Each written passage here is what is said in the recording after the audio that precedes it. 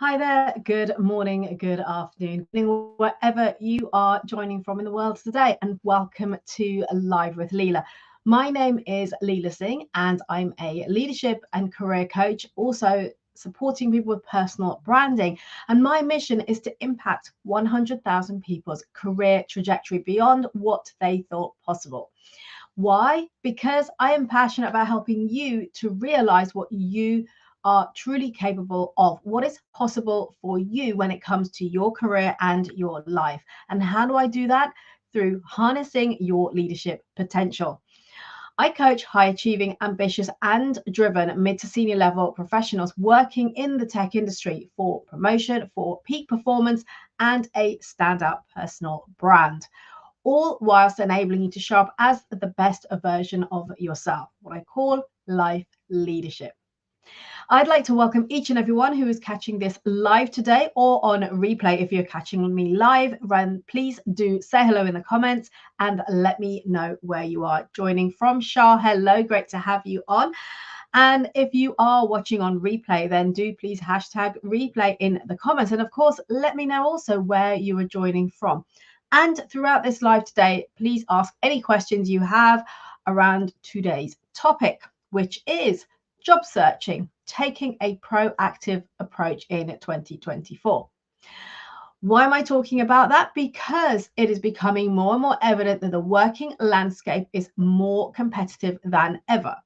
So the question then becomes, what can you do to be proactive rather than reactive when it comes to your job search? If you're in the job market right now, or you're planning job search at some point during this year, then I want to share with you 5 simple steps that enable you to have a more proactive approach. In other words, to take control of your job search and get a better outcome. Why am I talking about this? Because most people, when I speak to them, will often take a reactive approach. And what I mean by reactive is this: they'll decide that they're out in the job market, maybe been made redundant, possibly just want something new, you want to step into another organization, and so forth. So what do? You update your CV. You may even possibly, but not always, update your LinkedIn profile. And occasionally, then you'll begin to submit applications to jobs that are advertised, whether it's on LinkedIn or other job platforms. And you'll wait. And you'll maybe in some cases have a real scattergun approach where you just submit your applications to as many jobs as possible that have some vague resonance with you and your experience. So a scattergun approach, as that is known, or you try and fit yourself into a role that is out there in the hope that you'll get called for an interview. In other words, you're taking a fairly big compromise to do something just to get a job, rather than taking control of it and looking to understand what it is you want to do, and then getting out there and influencing your situation and your opportunities to create what it is you actually want to do. And yes, it is possible. So that is what I call a reactive approach. And by the way, oftentimes when you update your CV and then you go on to update your LinkedIn profile, you update that as if it's your CV, and no, it isn't. In fact, if you've not heard me say this before, your LinkedIn profile is not your CV. It is your marketing and sales page. It is your shop window. It's where you get to present yourself in a way that will draw people towards you and have them wanting to hire you or have conversations with you about potential opportunities. So in other words, when you're writing and updating your LinkedIn profile, you want to think slightly differently as opposed to when you're updating your CV. And if you're thinking, I have no clue what to do when you hear me say that, then do check out, I think about 2 or 3 weeks ago on my live, also on my podcast, I delivered a session about some of the things that you can consider when putting together or updating your LinkedIn profile, so it does become more of your marketing and sales page. You're selling yourself so that people, hiring managers, recruitment agencies, want to talk to you. They want to get you on their books. They want to have conversations about potential opportunities. So that's in a different episode. If that's something you're struggling with, then do head over and check that out after today's live. So today, what I'd like to introduce to you are 5 really simple steps that you can follow that actually shift your job search approach from a more reactive to a proactive one. In other words, you're getting to take control. So, as I said, 5 steps I'm going to share with you one at a time. So, the first step is to create some certainty in yourself. What do I mean by that? It's about getting that confidence, that self belief, that assurance, that certainty about who you are, what you stand for, and what value you bring to the table. Why? Because then when you're in conversation with people, whether that is a recruitment agent, whether it's a hiring manager, whether it is a former colleague or current colleague or somebody who could potentially influence your next opportunity, you're able to easily articulate who you are and the value that you bring to the table. You might be thinking, well, how do I do that? Where do I even begin? So carve out some time, create some space, and simply reflect on your entire working career. So think about your experience, start to document all of this, and obviously relate it as well to the kind of roles that you're looking to go into next. So think about your breadth and your wealth of experience, whether that's the actual tasks you've been doing, the type of industries you worked in, the experience of particular parts of a business. So all of that is relevant. Think about your abilities and your skill set. What is it you bring to the table? What value are you bringing? Consider your strengths. And for those of you who follow me regularly, you will have heard me talk about before about strengths not being performance based. In other words, not just being what you're good at, but what energizes you, what lights you up. In other words, what are the things that excite you that you would love to be doing in your day to day, in your next role? Those are your strengths. And in other words, what you want to do is understand what are the things you really want to be spending time doing, and the things that drain you are the things that you might still be good at them, but you have no interest in them. And in some cases, it may be that that's an inevitable part of a role. For example, people submitting expenses. It's a tedious task to do, but depending on the kind of role you have, it's an inevitable part of that, and you've got to do it unless you happen to have an assistant who can do it for you. So it's accepting that there are elements of any role that you may not enjoy, but you're going to have to do. But actually, how can I create a role for myself where I'm doing most of what I want to do and what lights me up and energizes me and that I really enjoy? Also, when you're thinking about creating that certainty in yourself, what else is there? Well, your achievements. And this is your achievements throughout your life, not just in your job, because just by spending some time really slowing down and recognizing what you have accomplished throughout your life, whether that's in your, when you were younger, at school, through your education, qualifications, and through your working life. By taking time to actually list it all down can really reinforce, by going through that process, how good you are, how much value you have to bring to the world, and what you are capable of. So I really invite you to spend some time doing that. What else can you look at? Think about projects, maybe big projects that you've worked on, perhaps the feedback that you've had, or clients, if you're client facing, whether it's internal or external clients. How do you get on with them? What kind of feedback and recognition have you had over the years for work that you've done, projects that you've carried out, clients that you've helped, and so forth? Think about all of those things. Consider the feedback you've received, whether that's from direct managers, from colleagues, from other teams that you engage with, or again, clients. What is that feedback? Have you got emails?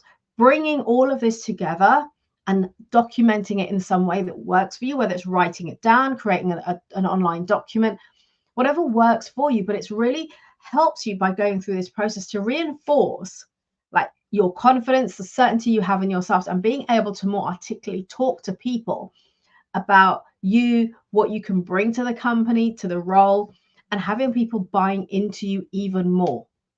So really do take the time and put all of this information, bring it all together. And, it's easy to say, oh, yeah, but I know it's all in my head. But actually putting this little bit of prep in will put you one step forward or ahead of the people who do not. So also some things to consider are recommendations, whether they're LinkedIn recommendations, whether they're recommendations for other roles that you've applied for in the past. Think about sponsors and mentors and advocates that you have that have got your back, that will sing your praises, or maybe written something about you before that you can bring into the play here when you're looking at everything that makes you who you are and has organizations and hiring managers wanting you on their team. Okay, so that's your first step, is creating that certainty in yourself by looking for all of that evidence and gathering it together to reinforce both to you and to others when you talk to them about how amazing you are. So number 2 is clarity. Today, when I talk about clarity, what I'm referring to is gaining clarity on what is important to you and why. So, for example, I mentioned earlier, often people will take a scattergun approach and just hope that something lands and they get a job. If you want to be more strategic about it, if you want to really take control back of this situation so that you can be more confident of having opportunities that really light you up, that you want to embrace and to get involved in and to go through the interview process, then think about what is important to you and, of course, why. So, for example, that could be the location. Where do you want to be located? Are you happy to go into the office a few days a week? Do you want to work remotely? Is it that you want to be in the office every day? In which case the location will be important to you. Is it that you want to work remotely all the time? So being clear on what you want will help you in avoiding time wasting and being more specific about what and who you're targeting. So first of all, location. Think about the type of companies that you'd like to work for. So is it that maybe you've spent a great part of your career in larger organizations, maybe the global corporations, PLCs, and now you actually want to maybe take on a more hands-on role in an SME or perhaps a startup. So what is it for you? Get really clear. And it can be that you keep your options open. It could be that actually I'd like to work in a startup and experience that, but I'd also still consider staying within a PLC, and that's okay. So just being clear with yourself about what it is that you want and why. Think about the industry that you want to work in. Maybe you want to move industries or work in the similar industry you've been in, but something that's slightly more diverse or opens up more opportunities for you. So what kind of industries do you want to work in? Think about the roles. And when I say that, I don't mean your job title. What I'm talking about there is the actual kind of roles, what the tasks and the responsibilities, kind of things that you want to get involved in day to day. Because I hear it so often said, people will talk about job titles, and often it's status driven. It's about how it sounds and how it'll impress other people.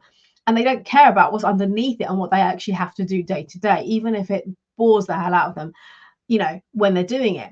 So think about, and again, there's no right or wrong here. It's about what is important to you. What are your values here in all of this decision making? So think about, how would you like to be spending the day, the kind of responsibilities you want, the tasks you want to get involved in, what level of influence and responsibility you want in the role, and so forth.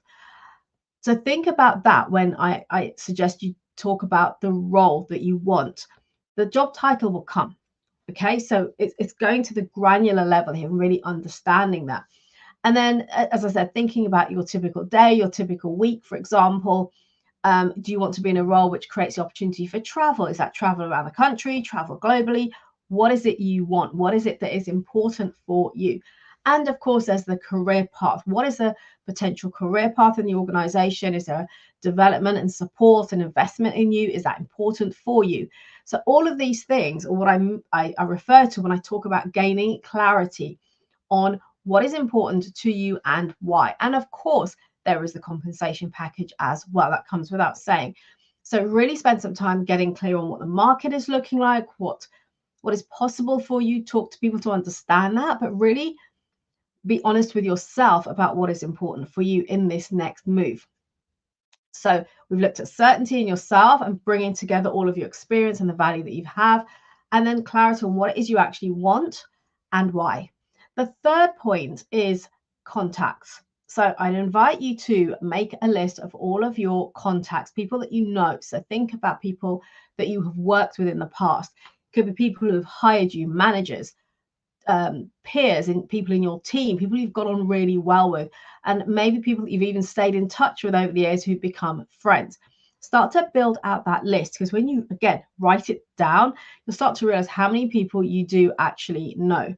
And there will be different levels of different levels of relationships. So some, as I said, will be friends, maybe still colleagues, but you still meet up from time to time, maybe people you're working with currently. So think about all of the people in your wider network, people that you get on with, that you resonate with, that you can trust, who have, that they've got your back. They will refer you, recommend you, are your supporters, your advocates, and create that list. So build that out, because often when put on the spot, sometimes people don't realize actually how many people they know, and the fact that there are so many people that they can reach out to. And by the way, we need to get this right when it comes to the outreach piece, but remember that people do love to help and support. And I always say this, you never know where one conversation can lead. It can change your life. So really be open to this in terms of leveraging on your network. The fourth point is be curious. What do I mean by that? I mean, go out there and discover. In other words, be open to possibilities. Even if you have a pretty clear idea of what it is you want to be doing and why, be open to considering ideas that may become left field, that might bring new opportunities that you hadn't considered before. And this is something I did throughout my career, which really opened up my eyes to what is possible and what I'm capable of. Even though at the very outset of my career, I had a very clear career path in my mind that I had defined for myself. It's not at all what I had anticipated, but I would say it was probably way better because I was open to new ideas and new opportunities. And this is what I invite you to consider. And if you're thinking, well, how do I do that? Talk to people. So go back to that list, point 3 of all your contacts. Go talk to people, create conversations with people, seek to learn and to understand from others what they're doing, what their organizations are like, what kind of opportunities there are. It opens your eyes to what is out there, what is available. And it may be that there is something you've never even considered before, where you can bring your strengths, your experience, your skill set, and complement it into a role that you would love to be doing, but you hadn't realized was possible. So speak to other people, start conversations, ask people about what they do or how they've gotten to where they are, about their company, the kind of roles and opportunities there. Share now what you have consolidated about yourself that you can present to people. And again, that one conversation could lead to an introduction to somebody who is looking for somebody just like you. So number 4, be curious, be open, and create those opportunities. And finally, point 5. Point 5 is connect. So what I mean by connect is reach out and reconnect. So take that list that you've made, look at the people who are the most easiest to connect with first, start with those, and then work through that list, reconnecting with people. It might be people you've worked with years ago, you've not spoken to for a long time. Reach out and ask for a catch up, reconnect with them. Be honest and say, look, I'm in the job market. I'm thinking about what's my next step. I've seen what you've achieved. I'd love to talk to you and hear how you've done it. Or, I see that you're working for X company. It's one of the companies on my list or in the industry that I want to work in. Would love to just have a conversation, ask a few questions, and learn a bit more to help me as I go through my job search. It's not about just, oh, can you help me get a job in your company? This is about building relationships. It's about being curious, doing your research, and again, having conversations that could take you anywhere. So even if it's just finding out, learning more about that person, and you might have worked with them 10, 20 years ago, and you think, oh, how did they get to where they are? That's really amazing. I'd love to be able to do something similar. Have a conversation with them, find out about their experiences, the challenges they've overcome. It is just a conversation. And by the way, people love to talk about their experiences, their life story and journey, and what they've been through. So in a lot of cases, people will be open to just jumping on a call with you for 10, 15 minutes. If you're working in the same area, maybe invite them to meet up for a coffee or a drink after work, whatever feels right, whatever works for you, and have that connection, build those relationships. And it could be as simple as, asking for 10, 15 minutes of their time to get on a quick call or a Teams meeting or Zoom and just have a chat with them, let them know where you're at. Ask them about where they're at in terms of their career, their plans, and just share, because that way they've got you top of mind, so that should they know somebody who is looking for somebody like you, then they can potentially make that referral or that introduction. And also, when you reach out to have those conversations, remember to look at how you can help and support them too.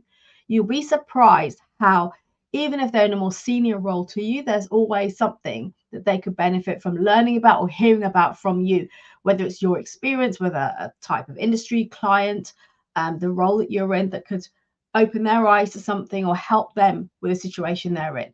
So always be open to giving as well as receiving. Okay, so to recap, what are the 5 things that you can do to take back control of your job search? Number 1 is creating that certainty in yourself. In other words, consolidating everything together of what you have to bring to the table. Number 2 is gaining clarity on what is important to you and why, and really getting to the granular level with that.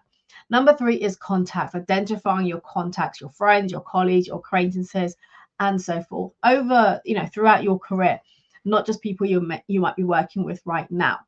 Number 4 is be curious to opening up and discovering new opportunities and possibilities. And number 5 is to then connect, reach out, have conversations with people, to open up doors, open up ideas for yourself, to discover what's out there, and really be able to start influencing where you are heading.